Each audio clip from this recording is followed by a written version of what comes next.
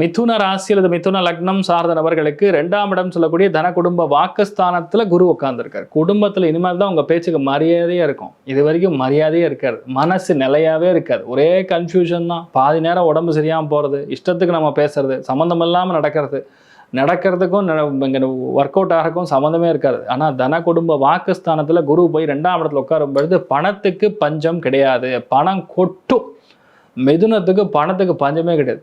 குடும்பஸ்தானத்தில் குரு உட்காரும்போது கண்டிப்பாக உங்கள் வீட்டில் குடும்பத்தில் நிறைய நல்ல விஷயம் நடக்கும். ஏன் உங்களுக்கே நடக்கும். குடும்பம் அபிவிருத்தி அடையும். உங்கள் வீட்டில் குழந்தை பிராப்தம் ஏற்படும்.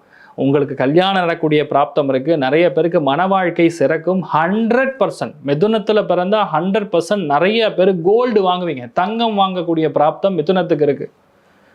தங்கம் வாங்கக்கூடிய ராசிகள் ஐப்பசி மாதத்தில் யாருன்னு கேட்டால் கண்டிப்பாக 6 ராசிகளுக்கு தங்கம் வாங்கக்கூடிய பிராப்தம் இருக்குது. மிதுனம் கடகம், துலாம் விருச்சிகம், கும்பம் மீனம், கன்னி, இவ்வளோ ராசிகள் கண்டிப்பாக தங்கம் வாங்கக்கூடிய ஒரு பிராப்தம் இருக்கிறது. நிறைய பேருக்கு 2ஆம் இடம் சொல்லக்கூடிய தன குடும்ப வாக்குஸ்தானத்தில் குரு போய் உட்காருது. பல்லு பிரச்சனை சால்வ் ஆகும், முகத்தில் இருக்கக்கூடிய பிரச்சனைகள் சால்வ் ஆகும். கொடுக்கவே மாட்டான் இவெல்லாம், எப்போவோ எஸ்கேப்பு, இதெல்லாம் க்ளோஸ்டு கேஸு அப்படின்னு சொன்னாலும் அவங்கெல்லாம் இப்போ பணம் கொடுக்கக்கூடிய வாய்ப்புகள். ஸோ பேசிக்கலாக உங்களுக்கு ரொம்ப நல்ல டைம்னே சொல்லலாம்.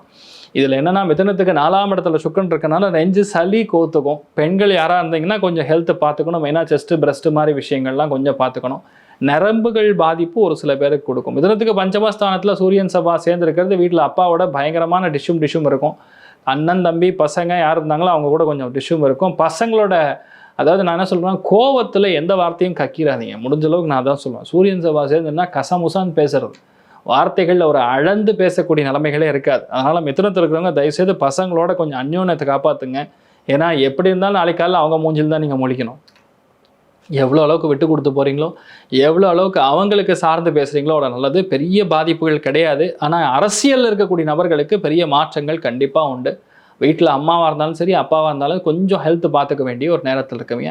நிறைய பேருக்கு ஆள் முகமே மாறும், லட்சணமே மாறும், ஆள் சூப்பர் ஆகிடுவீங்க. ரொம்ப நல்லா இருக்கக்கூடிய அற்புதமான ஒரு பிராப்தம். சந்தோஷம்னு சொல்வது 70, பொருளாதார ஏற்றம் 85. நீங்கள் வழிபாடு செய்ய வேண்டிய தெய்வம் மிக முக்கியமாக காஞ்சி மகாபெரிவர் வழிபாடு ஏற்றத்தை கொடுப்பார்.